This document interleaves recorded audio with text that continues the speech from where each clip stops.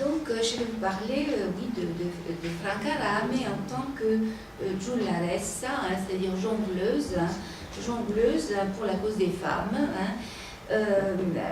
jongleuse des temps modernes. Alors, comme l'a dit Marisa Pizza, il est impossible de dissocier le nom de Franca Rame de celui de son époux et partenaire de toute une carrière, Dario Fo, et vice-versa.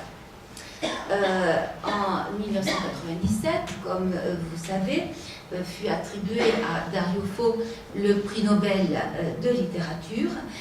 Et lors de cette attribution, eh bien, Dario Fo s'empressa de faire venir auprès de lui son épouse et collaboratrice et de souligner que le mérite de son théâtre tenait autant à Franca qu'à lui-même. Bref, il est évident que le prix Nobel aurait dû être attribué au couple et non pas au seul Dario Fo. Et ce fut là une forme de violence humiliante qui fut alors infligée à Franca. En effet, là je ne fais que reprendre ce qu'a dit Marisa, leur engagement artistique, social et politique à tous les deux a été sans faille dès les premières années de leur carrière. Comme l'a d'ailleurs souligné la motivation exprimée par le jury du prix Nobel, le jury de Stockholm. Comme on sait, depuis sa création, le prix Nobel de littérature récompense un écrivain dont l'œuvre, selon le testament d'Alfred Nobel, je cite, a fait preuve d'un puissant idéal.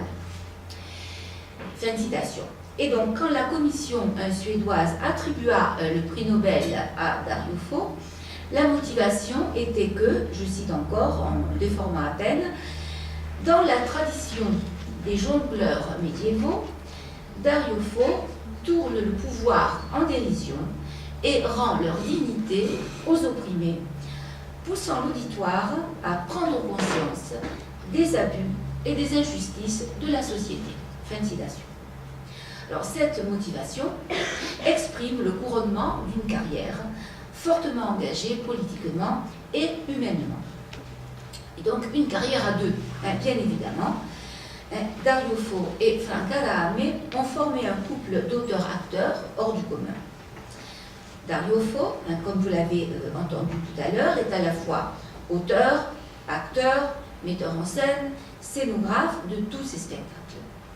Et Franca Rame, elle-même actrice hors pair, était administratrice de la compagnie, conseillère de son époux, co-auteur des comédies, éditeur des versions imprimées de toutes les pièces, et ce, pendant 60 années de carrière, puisqu'ils ont débuté sur les planches au tout début des années 50, et en 2003, ils jouaient leur dernière hilarante pièce à deux,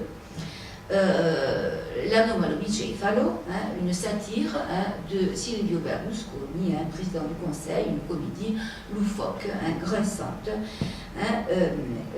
hilarante. En effet, pour eux, le vrai théâtre, le grand théâtre, est un théâtre politique, un théâtre au service de la société, un théâtre qui dénonce les abus de pouvoir. Et leurs trois grands modèles, qu'ils citent fréquemment, Aristophane, Shakespeare et Molière, ont tous les trois eu à cœur de mener à bien la mission qui, selon eux, est celle du théâtre, c'est-à-dire ouvrir les yeux des gens sur les turpitudes de notre monde, et donc en même temps leur ouvrir la bouche en les faisant rire, et en même temps, selon leur expression favorite, leur ouvrir grand le cerveau. Spalancare la bocca et spalancare il cervello. Comme l'a souligné le jury du prix Nobel, Dario Fo se place dans le sillage des jongleurs du Moyen-Âge. Et au féminin, jongleur, giullare, cela donne giullaressa, jongleuse. Alors, que signifie au juste ce terme de jongleur, jongleuse, giullare, giullaressa? Eh bien, ce terme renvoie au Moyen-Âge, où il désignait communément un saltimbanque, un comédien récitant des vers ou racontant des histoires, comédiens qui se produisaient sur les places publiques lors de foires ou de fêtes, ou encore dans les cours des châteaux ou des palais, chez les nobles ou chez les rois. Bref, un comédien particulièrement habile, pas forcément, comme l'a indiqué ensuite le terme, à lancer des bagues et à les rattraper, mais habile à exécuter des tours de virtuose avec sa langue, par la parole, en s'accompagnant de gestes et de petits déplacements sur l'estrade. En somme, ce que l'on appellerait aujourd'hui un one-man show. Alors c'est à la fin des années 60 que Dario Fo a eu l'idée géniale de redonner vie à cette figure de récitant, donc le jongleur, il giullare, avec le célébrissime spectacle qu'a été Mistero Buffo, où il a endossé le rôle du jongleur médiéval, racontant au public une série d'histoires qu'il avait découvertes dans des archives de bibliothèques et qu'il avait réécrites à sa façon. Il s'est fait donc giullare, mais jongleur contemporain. Bien loin de se déguiser en ménestrel ou de se coiffer du bonnet à clochette du fou de Shakespeare, il revêtait tout simplement une tenue neutre, une sorte de jogging noir, signalant ainsi que les histoires qu'il racontait, même si leurs sources étaient puisées dans un vaste passé lointain, un vaste réservoir du passé, eh bien, ces histoires étaient toujours actuelles. Alors pourquoi ces histoires vieilles étaient-elles encore actuelles? Eh bien parce qu'elles ne cessaient de raconter l'éternel conflit entre les pauvres et les riches. Elles ne cessaient de souligner l'oppression dont les pauvres ont toujours été victimes de la part d'un pouvoir politique et social lié à la toute-puissance de l'Église. Il faut dire que, quand Dario Fo effectue ce travail, nous sommes à la fin des années 60, donc à une époque de forte contestation politique et sociale, en Italie comme en France. Néanmoins, ce filon dans lequel Dario Fo s'était engagé à la fin des années 60, il l'a poursuivi tout au long de sa carrière, alternant les pièces de théâtre proprement dites, avec plusieurs personnages, au one-man show, c'est-à-dire aux jongleries, au cours desquelles, redevenu jongleur, conteur des temps modernes, il racontait une ou plusieurs histoires et il excellait à faire revivre à lui seul les aventures d'un ou plusieurs personnages, voire de toute une collectivité. Alors, quelles sont les grandes tendances du théâtre de Dario Fo et de Frank Arame? Eh bien, vous l'avez compris, il s'agit d'un théâtre comique qui joue sur le grotesque, un théâtre de contre-information, parcouru par un filon d'abord marxiste, puis tout simplement un filon rebelle, contestataire, dont le but était de présenter de notre monde un miroir déformant, mettant en relief les défauts, les scandales. Un théâtre dont la problématique a longtemps été la dénonciation des abus de pouvoir, abus des riches envers les pauvres, abus des patrons envers les ouvriers, et bien entendu, abus de l'homme envers la femme. Mais utilisant la plupart du temps comme arme principale, comme moyen efficace de faire passer le message, le comique, la caricature, la raillerie, plus ou moins subtile ou lourde, l'ironie, le grotesque, selon la formule que j'ai déjà citée et qu'ils affectionnaient particulièrement, à savoir que le rire fait ouvrir grand la bouche et en même temps permet au clou de la raison, ai chiodi della ragione, de mieux pénétrer dans le cerveau. Alors, dans le sillage de son époux jongleur, Frank Arame se fait jongleuse, giullares. Mais voyons en quelles circonstances elle s'est faite giullares. Eh bien, c'est le mouvement féministe qui se développe en Italie tout au long des années 70, qui sert de déclencheur à l'engagement, dans ce sens-là, de Frank Arame en tant que giullares. En Italie, comme en France, les mouvements féministes se multiplient. et réclame la parité des sexes, le droit au divorce, le droit à l'avortement, une égalité de traitement dans le travail, etc. etc. Franca Rame ne s'est pas lancée à corps perdu dans ce filon dès le début, car elle perçoit des dérives chez les féministes, des dérives qu'elle n'approuve pas, notamment la tendance à vouloir renverser les rôles et à se lancer dans une guerre où la femme, à son tour, dominerait l'homme. Convaincue depuis toujours de l'égalité de l'homme et de la femme et de la nécessité qu'ils travaillent ensemble à la réalisation d'une société meilleure, Franca Rame n'a jamais tenté de mettre en avant, comme le faisaient parfois les féministes, une supériorité de la femme sur l'homme. Elle ne devient giullabessa que lorsque le mouvement féministe commence un peu à s'essouffler, vers la fin des années 70, afin de soutenir à son tour et à sa façon la cause des femmes, et afin de collaborer par le théâtre au cheminement vers la parité des sexes. Alors pourquoi ce besoin impérieux chez elle? Eh bien, tout simplement pour combler un manque incompréhensible dans le théâtre attribué à son époux. En effet, jusque-là, Dario Fo, certes, avait mis en scène des figures pittoresques de femmes, des figures comiques dans les comédies, des figures tragiques aussi, des figures de résistantes par exemple, ou même dans Mistero Buffo, la tragique figure de la Vierge Marie, criant de désespoir auprès de la croix, figure incarnée d'ailleurs par Franca Rame dans ce spectacle. Mais Dario Fo n'avait jamais véritablement traité le problème des femmes. Et pourtant, Franca a insisté depuis longtemps pour qu'il le fasse, lui dont le théâtre suivait de si près l'actualité nationale et internationale. Or, le problème des femmes était alors on ne peut plus actuel, tant en Italie qu'en France et ailleurs. Alors, en 1977, elle avait pu approcher du but en créant avec lui, à quatre mains, un sympathique spectacle intitulé Parliamo di donne, parlons de femmes. Mais il s'agissait d'une revue de personnages féminins dont plusieurs appartenaient au passé, ou à la Bible, la figure d'Ève par exemple. En somme, ce n'étaient pas des figures du présent. Et même si pendant le spectacle, Franca Rame avait tenté de prendre sa revanche, elle en est ressortie déçue et frustrée.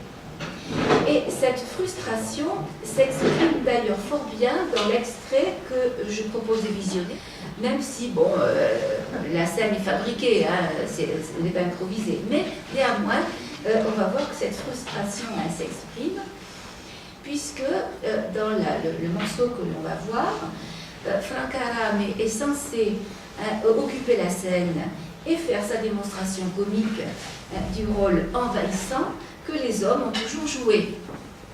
Mais Dario Fo ne peut s'empêcher de venir interrompre, conseiller, comme si elle-même était incapable de conduire seule le spectacle. Donc même si c'est vu d'avance, néanmoins ça a une petite valeur. Je me pose une petite question, je vais déjà la poser tout à l'heure en italien, mais je n'ai pas osé. Ils ont eu des enfants, ils ont eu une famille, on ne parle pas du tout de la descendance. Moi, je vais laisser la parole à Marie, ça qui vous vient.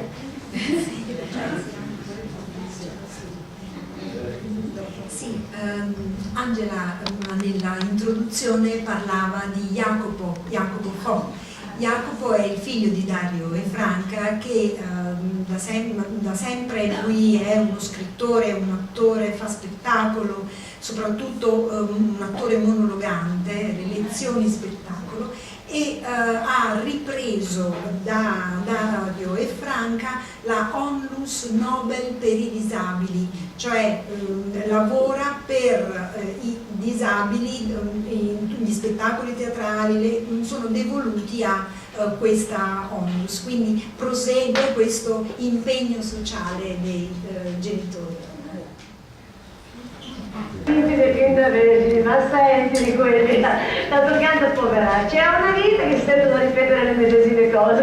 Pensate che questo tempo era persino dubbio che la donna ci avesse un'anima, senza anima, povere donne. In un famoso concilio dei teologi sono prese addirittura bastonate sulla testa un mare, si sono fatte su questo argomento, su questo problema. La donna ha l'anima, no, la donna non ha l'anima. E poi sono arrivati al compromesso, va bene, anche la donna ha l'anima, anche la femmina, seppur profana, ha la sua anima, però a differenza del maschio, nel maschio entra subito appena formato nel grembo materno, diciamo al quarto mese, nella femmina entra molto, ma molto più tardi, poco prima del parto. E anche mi sono rogne perché non ne vuol sapere sta anima, che io devo entrare in quella lì, in una donna, ma dai anima, va dentro, su, eppure anche lei è una creatura che creato, ma dentro, anima, viene dentro,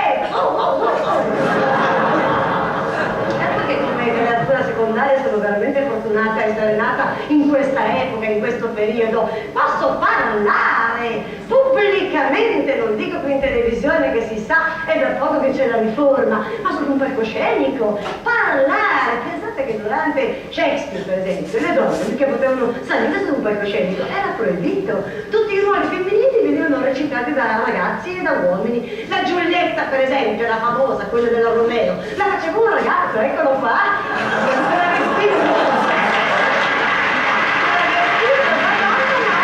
Senza baffi come era il mio amico Plasio, e anche l'Ofelia, matta com'era, anche lei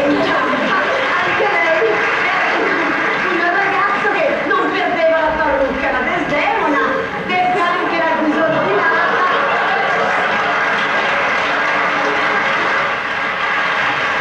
Allora si diceva, proibito le donne parlare sul palcoscenico, proibito le donne cantare, potevano cantare nel fosso, potevano cantare in casa mentre cosa c'è, Dario?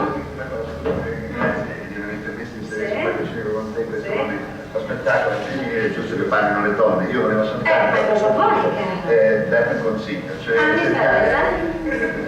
è un consiglio da uomo, voglio dire che a questo punto sarebbe pure. cercare di parlare. Parla, Il trucco che normalmente facevo con lei, che sappiamo tutti, parla. almeno oggi che è il mio compleanno. Dunque dicevo che sarebbe importante e opportuno in questo momento cominciare con una canzone, cioè dovresti... da te? No, da un uomo, una donna ha scritto una canzone stupenda sul corpo, sulla procreazione che l'uomo, padre, il corpo femminile, e sulla liberazione da questa egemonia che sono state sperate. Questa canzone è molto importante soprattutto perché arriva veramente Sì, cortese, fammi finire, stanno dicendo delle cose. però la canzone di Ma sì, cioè la capiamo. non buttare su Ma se non ti butti in basso. non ti ancora nel Settecento i ruoli femminili delle voci da soprano chi le faceva? Gli uomini, magari castratti, ma maschi, devo dire, sempre i maschi. Ancora Dario, con i fiori. Con i fiori. Per evitare la polemica normale della vita, eccetera. Non solo, ma oltre attenzione perché non farlo cadere. C'è questa canzone che è stupenda, Sì. ci sono anche là, stai attento, è delicatissimo per me. Dunque, dicevo, questa canzone è una come si dice? Fast blues, cioè rapido blues. È una canzone scritta e cantata per la prima volta da una donna di colore, Langdon Steinert, è un nome da uomo, non si sono sbagliati. Sì. Vediamo un po' cosa dice. No, amore, non sono tua, mi pare importante, tua. L'anima mia, tua, anima e corpo. No, io sono mia, io sono tutta mia, sono mia, anima e corpo sono mia. Giusto, politicamente corretta, Ecco, adesso devi cantarla. Adesso. Sì, è un giro di brutto, si faccia sentire sempre precisissimo, no, si faccia sentire soltanto per ricordarlo. Sì.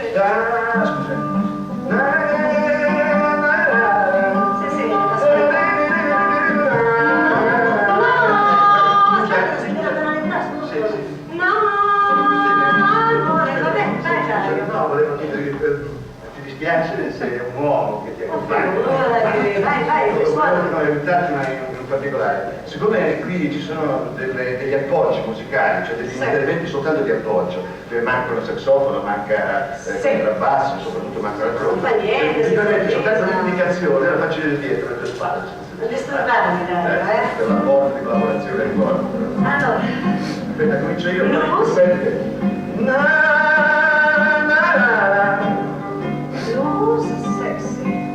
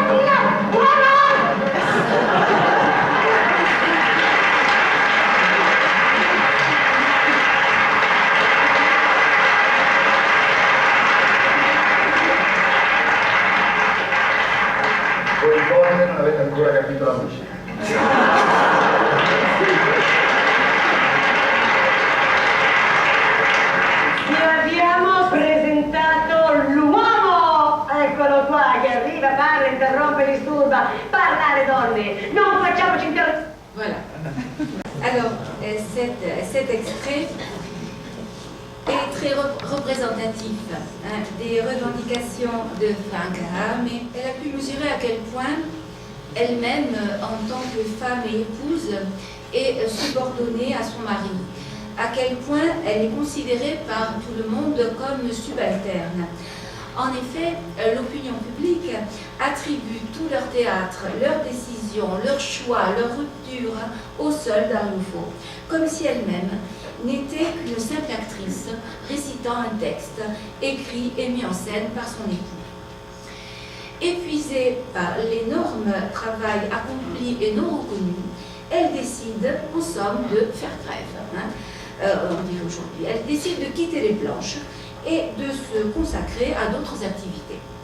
Alors, Dario Fo, effaré à l'idée de perdre son indispensable collaboratrice, se met immédiatement à écrire pour elle, en collaboration avec elle, bien entendu, comme toujours. Et c'est ainsi que naissent les monologues de Tutta casa, letto e chiesa, une série de monologues mettant en scène essentiellement des femmes appartenant à la vie quotidienne courante. Monologues centrés sur les rapports entre hommes et femmes, rapports entre époux, rapports entre mère et enfant. En somme, son but est de dénoncer les abus de pouvoir de la gente masculine. Et donc, ainsi, de même que Dario jouait le rôle de jongleur du peuple quand il récitait seul sur scène, de même Franca devient jongleuse pour la cause des femmes, s'appropriant le plateau et jouant tous les rôles. Alors, parlons de ce spectacle, Tutta casa, letto e chiesa. Premier spectacle dont Franca est seule actrice. Alors, que signifie ce titre, Tutta casa, letto e chiesa? Alors, au cours des années 60, année commencée du miracle économique, on avait forgé un idéal de femme, résumé par les termes de Donna tutta casa e famiglia.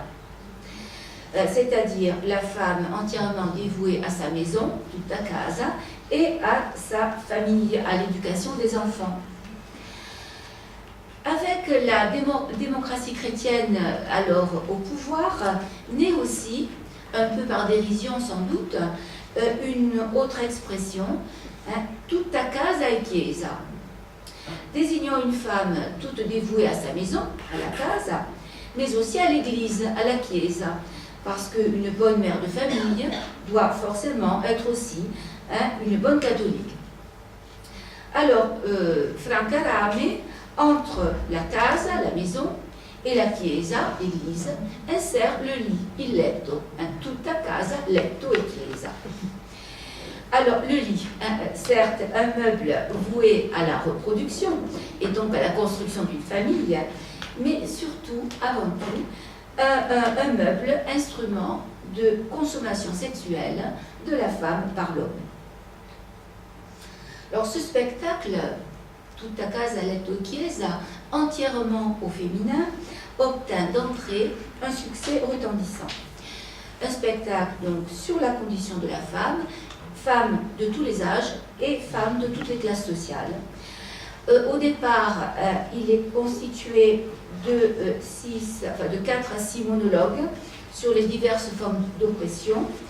Ensuite s'ajoutèrent d'autres monologues qui vinrent en remplacer certains, et en somme, ajout d'autres monologues afin de varier à l'infini les spectacles.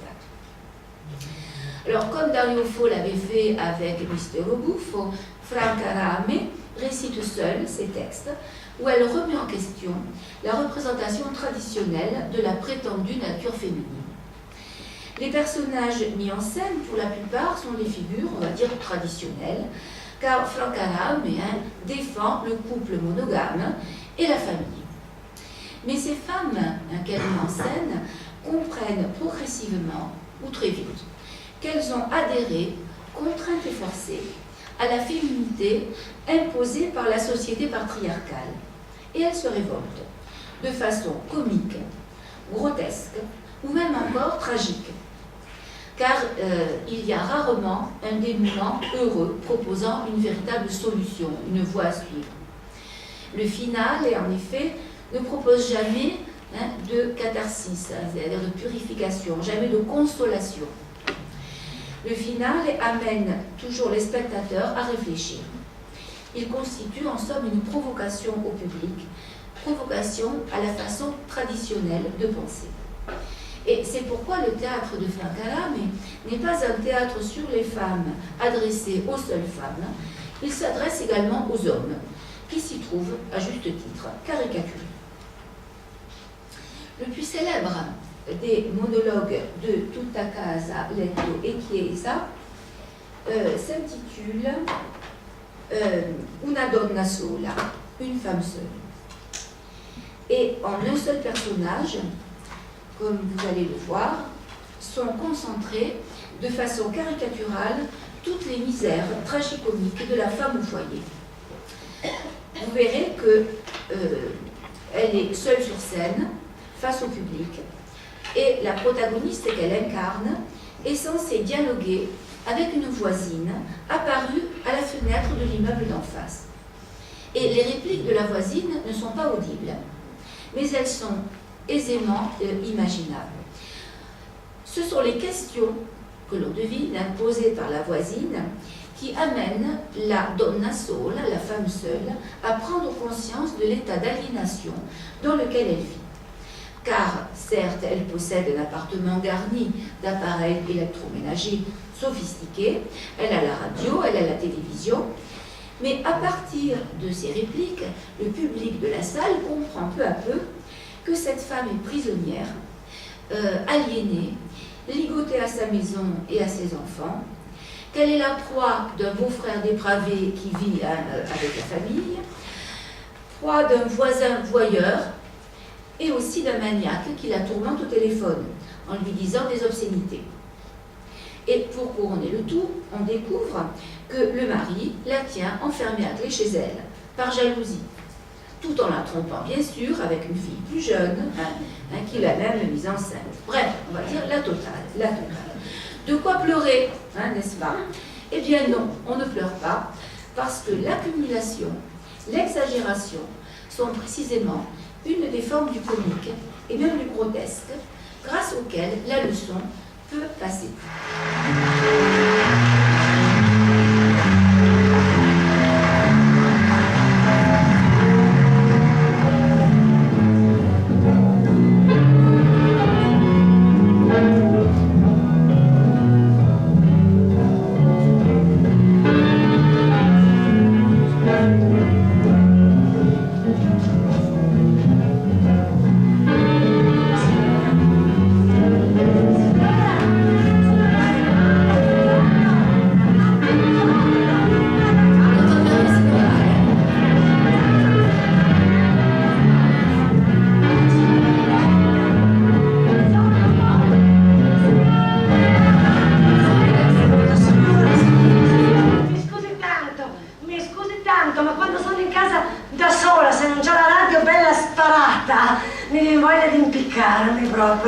In questa stanza ho sempre in funzione i mangianastri, sempre. In cucina il giradischi. Ah, che languore. Così in ogni stanza dove vado c'è la compagnia. No, in camera da letto. Non ci mancherebbe altro. In camera da letto. In camera da letto c'è il televisore, signora. Sempre in funzione, tutto volume. Ora stanno trasmettendo una messa cantata, in polacco. Che lingua, signora, da papi, ma che lingua! A me mi viene voglia di sciare, come la sento? Che bella lingua! Sì, mi piacciono anche le messe cantate, anche non ballabili. Purché sia rumore, perché a me quello che mi fa compagnia è la rumore. E lei signora come fa a tenersi compagnia? Ah, non ha bisogno della musica. C'ha un figlio. Anch'io signora c'ho un figlio. Ce n'ho due per la verità, ma nel momento me l'ho dimenticato perché mi sono emozionata di avere qualcuno con cui parlare. Ho due figli, ma non mi tengono compagnia. E no, non mi tengono compagnia no, perché la piccolina, la più grande, va a scuola, ha gli amici, le amichette, e allora sa. Il più piccolino invece è sempre con me, sì. No, non mi tiene compagnia neanche lui, no. No, perché è piccolo, poi dorme, russa come un vecchio. E poi dorme, insomma non mi tiene compagnia neanche. Però io guardi, a casa mia sto molto bene, io c'ho tutto, mio marito non mi fa mancare niente, signora, c'ho veramente c'ho il frigorifero che... Lo so signora che il frigorifero ce l'hanno tutti, ma il mio fa il ghiaccio a palline. Elettronico, signora. E poi c'è la lava biancheria, 24 cicli.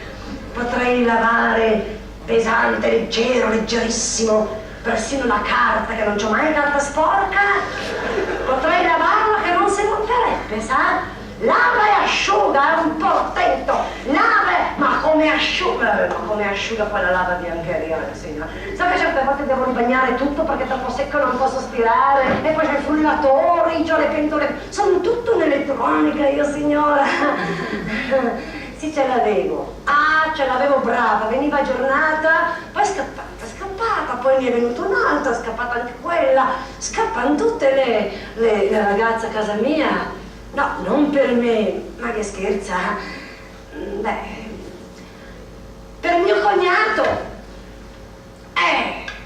Le toccava tutte, signora, giovani, vecchie, proprio lì, le toccava tutte. E al malato, povero ragazzo, e allora... Morboso? No, io non so, signora, se sia morboso. So soltanto che pretendeva certe cose da queste ragazze e loro giustamente si ribellavano perché vorrei vedere lei che fa i suoi lavori e te le si infila una mano sotto che strizza. Vedesse che mano che c'ha mio cognato, signora. Per fortuna che ne ha una sola. Una. No, signora, capito male.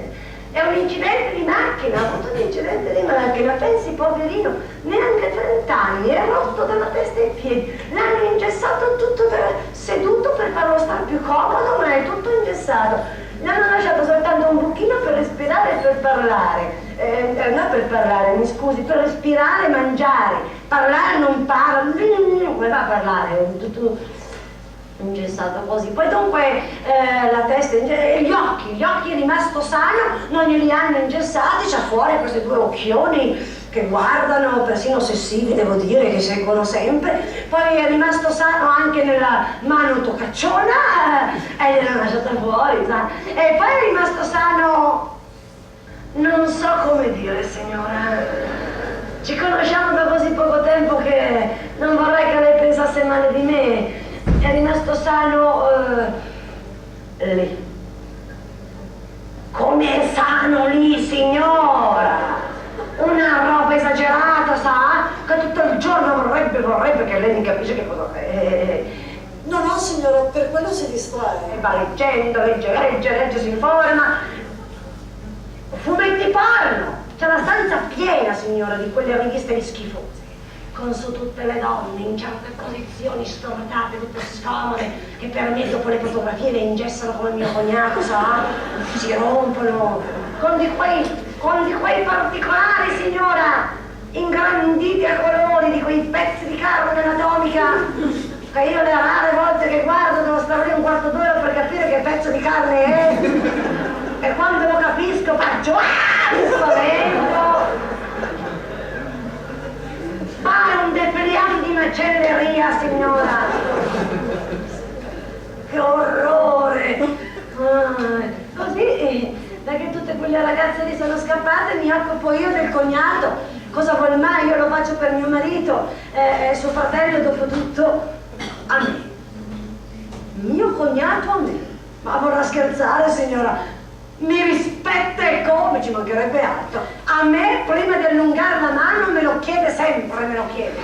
Ah, tu un'educazione. Scusi, signora, il telefono, deve essere mio marito. Mi chiama sempre a quest'ora, un secondo solo. Pronto?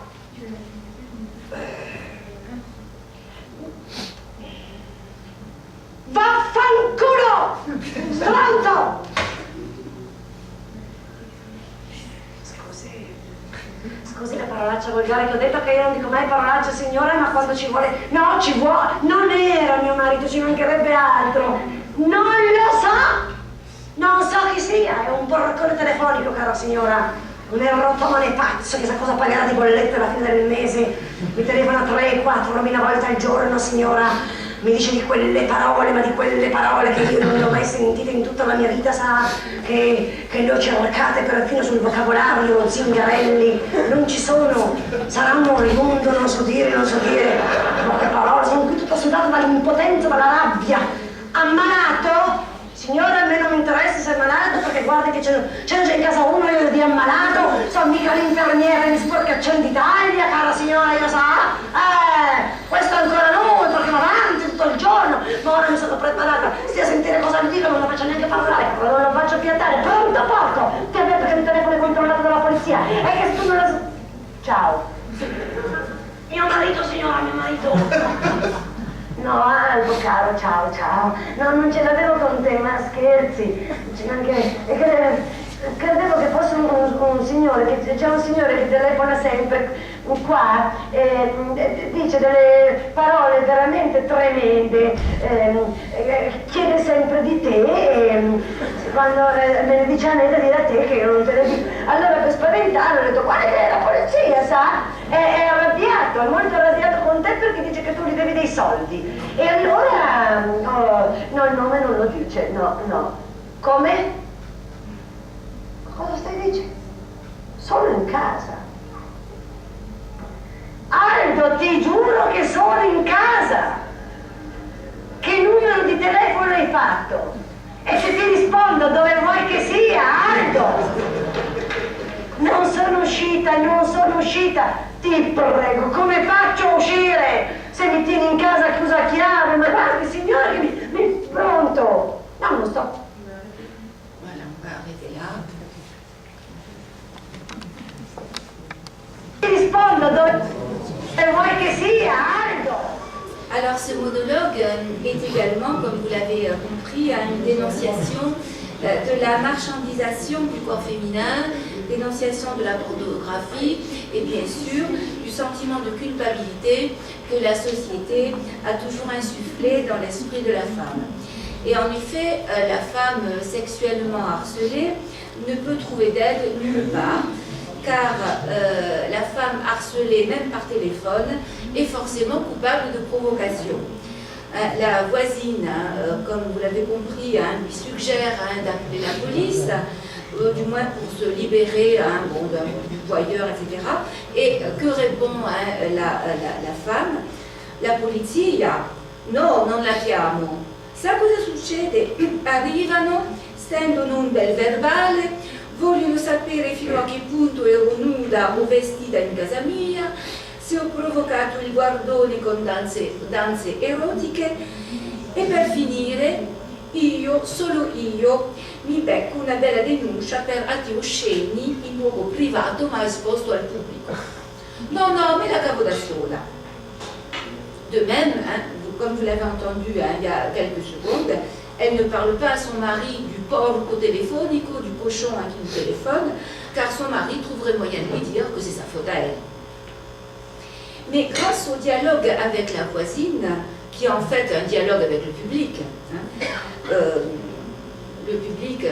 qui se trouve pris à témoin, la protagoniste trouve le courage de réagir, de se défendre, et elle le fait de façon grotesque.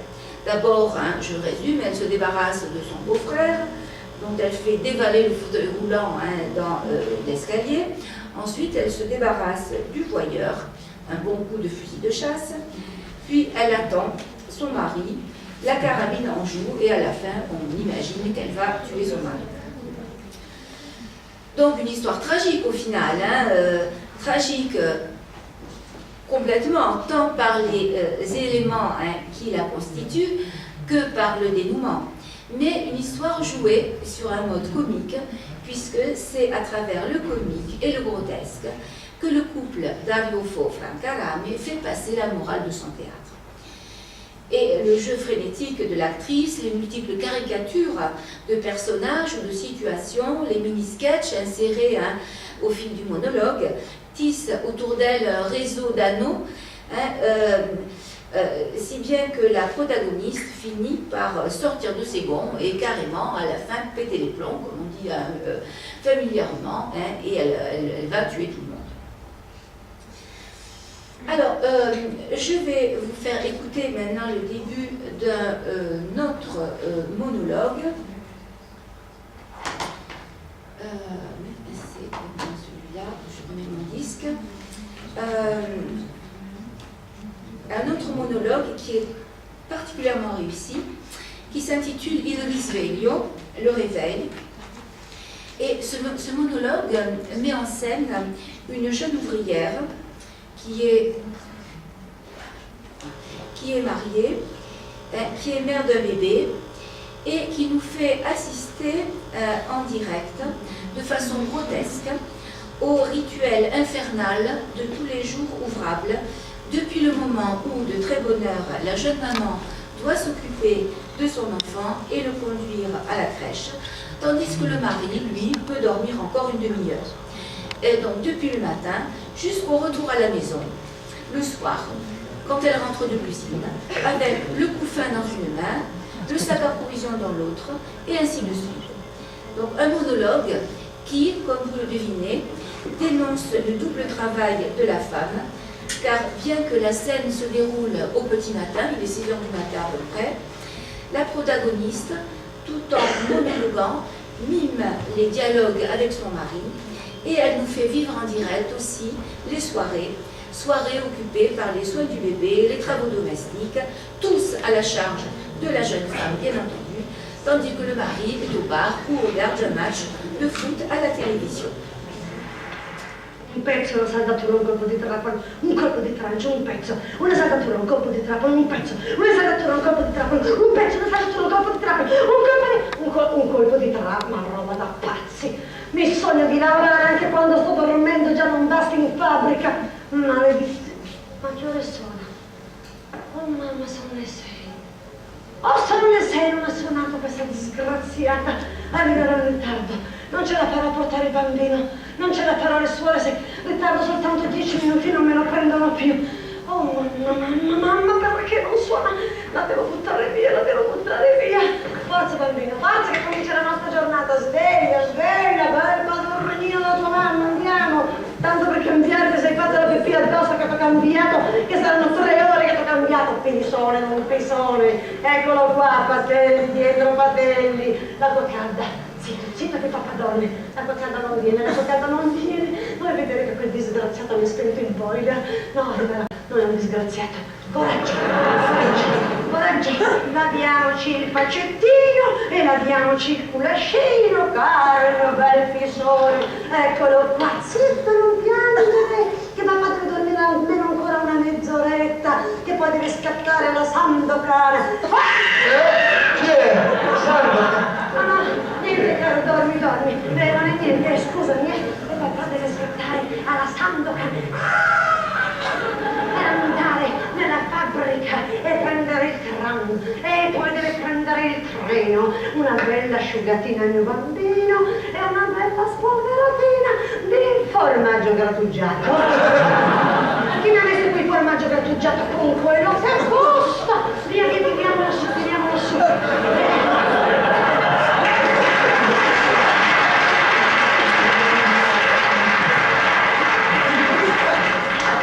Tanto il culetto del mio bambino è bello pulito. Forza in fretta, prepararci e via che andare. Il pattello, eccolo qua, stai bello tranquilla. Bella qui sotto nel mio cavriti già la mattina presto. Beato te, qua tranquillo che adesso anche la tua mamma si dà una bella lavatina, beve un po' di acqua calda, mette la fredda di dentro della pelle e via che ci si insapona e così.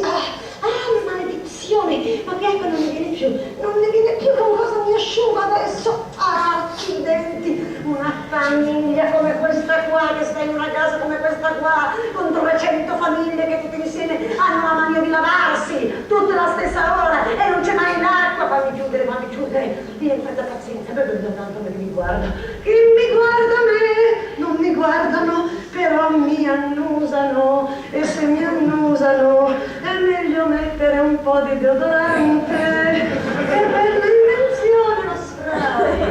Mettiamoci, sbaglio sempre il buco, eccolo qui, e mettiamoci un po' di spray, come luce. Disgraziata. Ho messo la vernice per la vernice per te come si pone l'ascella d'argento.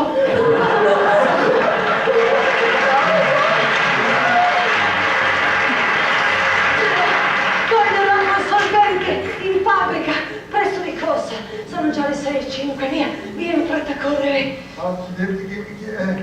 Chi è? D'argento? Che ore sono? Le 6. Le 6. Ho ancora un quarto d'ora.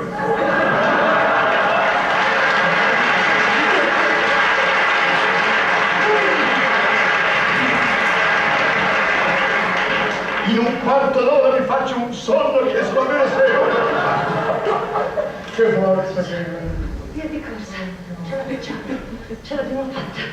6:05, su bambino, pronto bello, il bambino arriva, damma Sarina, prendiamo la drossetta.